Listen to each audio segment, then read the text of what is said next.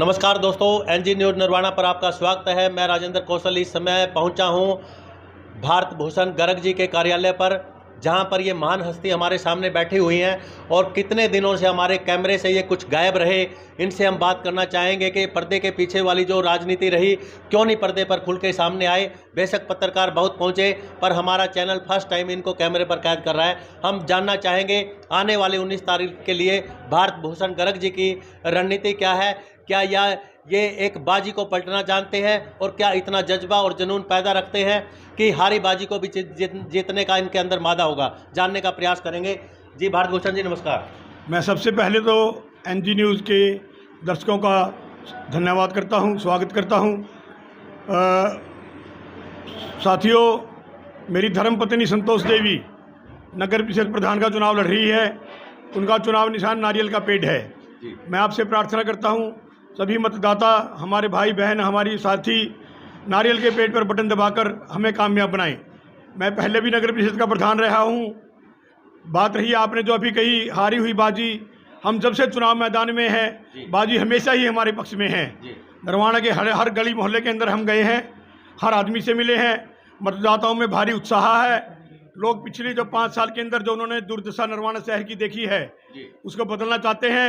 लोग चाहते हैं नरवाना के अंदर एक ऐसा व्यक्ति आए जो नरवाना के अंदर विकास कार्यों को करवाना जानता हो, जिसको अनुभव हो, जो ईमानदार हो, जो लोगों के बीच में रहता हो, जो सुशिक्षित हो, जिसको पहले लोगों ने परखा हो, चाचा हो, सामाजिक हो, धार्मिक हो। हम नरवाना में पिछले 12 साल से लगातार रामलीला करते आ रहे हैं। हजारों लोग हमारी रामलीला देखने आते हैं। सारे महापुरुषों की हम जयंतियाँ मनाते हैं, शहीदी दिवस मनाते हैं, और भी जितने नरवाना के अंदर महाराजा अग्रसेन जयंती, गणेश उत्सव, वाल्मीकि जयंती, रविदास जयंती, रामनवमी रथ यात्रा, हनुमान जन्मोत्सव रथ यात्रा, सब में बढ़ चढ़ कर हिस्सा लेते हैं। आप लोगों के बीच में रहते हैं। अतः मैं सभी नरवाना वासियों से प्रार्थना करूंगा, आने वाली 19 तारीख को आपका देखा परखा, आपका जांचा, आपका भाई भारत भूषण, जिनकी धर्मपत्नी चुनाव मैदान में है, ज़्यादा से ज़्यादा वोट दें और नरवाना के उज्जवल भविष्य को बनाने के लिए नारियल के पेड़ पर मोहर लगाएं। सर, जो इतना बड़ा आपको एक चुनाव चिन्ह मिला है नारियल के पेड़ का, इसके जो कोई खूबी बताएंगे नारियल के पेड़ की? नारियल का पेड़ एक शुभ है। हमारे हिंदू धर्म आस्था के अनुसार नारियल को किसी भी कोई मुहूर्त करना हो, किसी भी चीज़ का, हम नारियल फोड़कर मुहूर्त करते हैं। नारियल का तेल आप जानते हो कितना गुणकारी है। और नारियल की हर चीज़ काम आती है। जो कच्चा नारियल है उसका पानी पीने को काम आता है। नारियल स्वास्थ्य के लिए भी लाभदायक है। और नारियल का पेड़ तो अपने साउथ इंडिया के अंदर लोगों की जान है, इसके बगैर उनका गुजारा ही नहीं चलता। सर, आप मानते हैं कि हिंदू धर्म की आस्था के अनुसार नारियल का पेड़ शुभ है और आने वाली 19 तारीख को नारियल का पेड़ बहुत बड़ा एक शुभ संकेत लेके आप लोगों के लिए आएगा? बिल्कुल बिल्कुल, ये मेरा नहीं, सारी नरवाना की जनता का मानना है। सर, आप पहले भी पूर्व प्रधान रहे हैं, तो ऐसे में आपका एक एक्सपीरियंस भी रहा है पुराना, तो किस लेवल की समस्याएं आपको फेस करनी पड़ी नरवाना शहर की, और आने वाले टाइम के लिए कौन कौन सी ऐसी मूलभूत समस्याएं हैं जिनको आप दूर करने का प्रयास करेंगे अगर चेयरपर्सन के तौर पर संतोष गर्ग बैठती है? मैंने जब 2010 में नगर परिषद का प्रधान बना, नरवाना की बाहरी कॉलोनियों की सारी सड़कें कच्ची पड़ी थी। हमने उनमें आदरणीय रणदीप सिंह सुरजेवाला जो पब्लिक हेल्थ के वजीर थे, उनसे ग्रांट ली, सबसे में सीवर डलवाया, पीने के पानी के पाइप डलवाए, और फिर नगर परिषद की मुख्यमंत्री जी से ग्रांट लेकर नगर परिषद की बाहरी कॉलोनियों की सभी गलियों को पक्का करवाया, चौकों का सौंदर्यीकरण किया, शहीदों की प्रतिमाएं लगाई, धर्मशालाएं बनवाई गरीब बस्तियों के अंदर, नेहरू पार्क का विस्तार किया, नेहरू पार्क के अंदर लाइब्रेरियां बनवाई, और बहुत कार्य जन सुविधाओं के नरवाना के अंदर नगर परिषद के अंदर लोग अपना, किसी को यह मैं नहीं महसूस होने दिया भी किसी प्रकार की कोई दिक्कत है। लोग बड़े ही खुले दिल से वहाँ आते थे और अपना कार्य करवा कर प्रसन्न होकर जाते थे। भूषण जी, अभी 3 दिन पहले की बात है, हम रिपोर्टिंग कर रहे थे और एक लोगों के बीच में घूम रहे थे। अपोलो चौक का एक वाकया हमारे सामने आया कि वहाँ गंदे पानी को लेकर के लोगों ने एक अपोलो चौक को जाम कर दिया और करीब करीब जो चेयरपर्सन के उम्मीदवार हैं सभी कैंडिडेट वहाँ पर पहुँचे। तो ऐसे में इसके पीछे राजनीतिक स्टंट हो सकता है, लेकिन इसके पीछे अगर वाकई समस्या है तो उसके लिए आप क्या सॉल्यूशन चाहेंगे? क्योंकि गंदा पानी लोगों को वहाँ पीना, कई दिन से गंदा पानी सीवरेज का उन लोगों के पीने के काम में आना पड़ा और नहाने के लिए भी पानी नहीं था।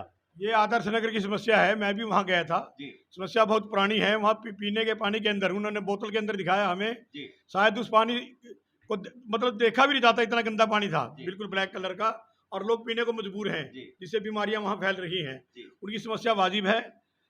पानी सीवरेज के जो मेन होल के ढक्कन हैं, उनमें बरसात का पानी मिक्स होकर और लीकेज होने की वजह से पानी के पाइप, पीने के पानी के पाइपों में वो पानी मिक्स हो जाता है, जिससे वो टूटियों के जरिए आता है। अभी वहाँ लोगों ने प्रदर्शन किया, जाम लगाया।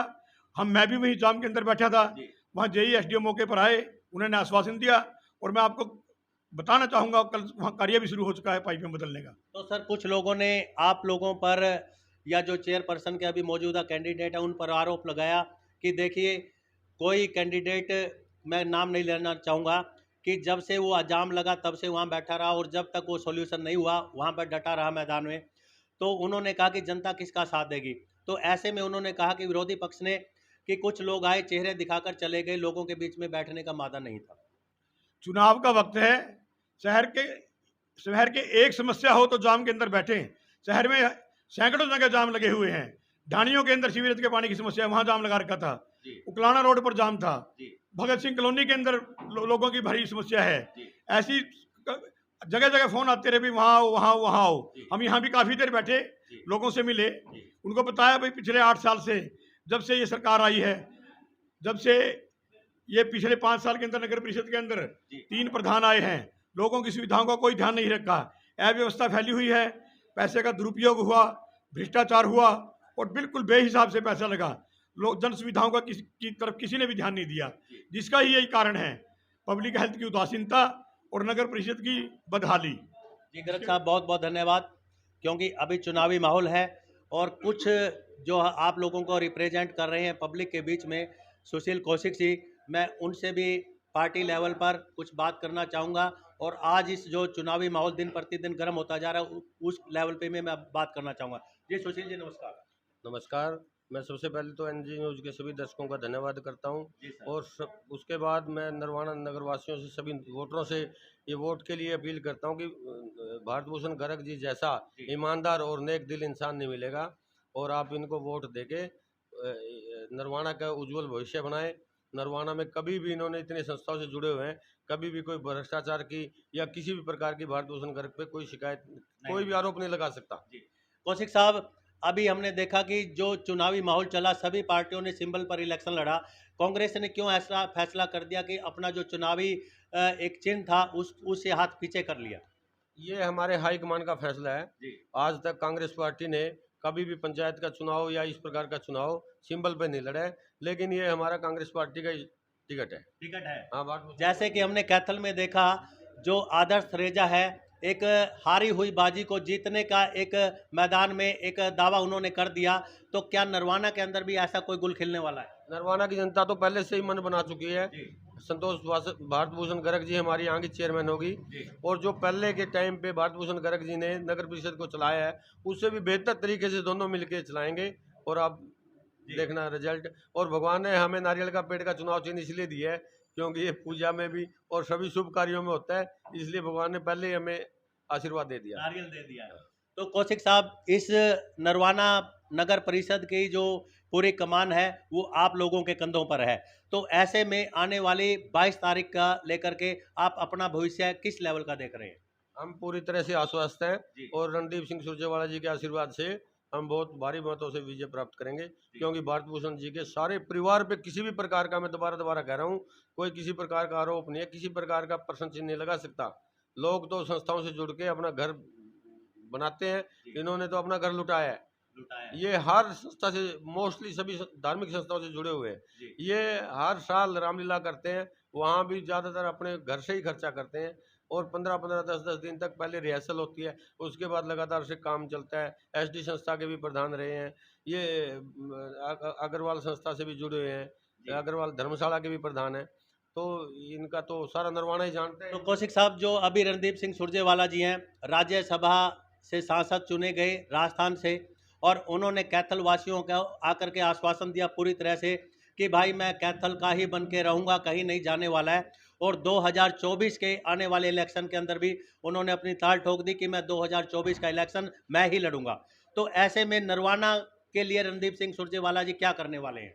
हम तो भगवान से ही प्रार्थना करते हैं कि वो हरियाणा के मुख्यमंत्री बने, और हम सभी देशवासियों को बहुत बहुत शुभकामनाएं देते हैं। हमारा नेता राज्यसभा का सांसद चुना गया, और रणदीप सिंह सुरजेवाला जी का हल्का कैथल है, लेकिन उनका दिल तो नरवाना में बसा हुआ है। ये तो उन्होंने पहले भी बात कही है कि भी दिल मेरा नरवाना में है, बॉडी मेरी कैथल में है। तो रणदीप सिंह धन्यवाद, बने रहिए दोस्तों एनजी न्यूज़ नरवाना के साथ, और आने वाली जो लाइव तस्वीरें और तस्वीरों के साथ मैं राजेंद्र कौशल। जय हिंद, जय भारत।